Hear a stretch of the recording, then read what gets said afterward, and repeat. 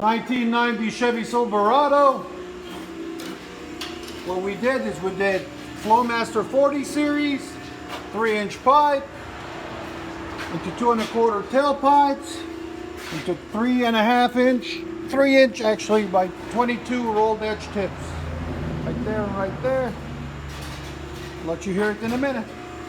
There's a Flowmaster 40 series muffler. There's the tailpipes. That's how you dual them out on these.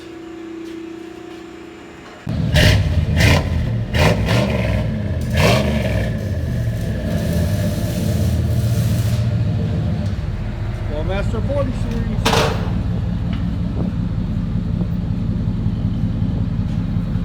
What do you think? Sounds good, huh?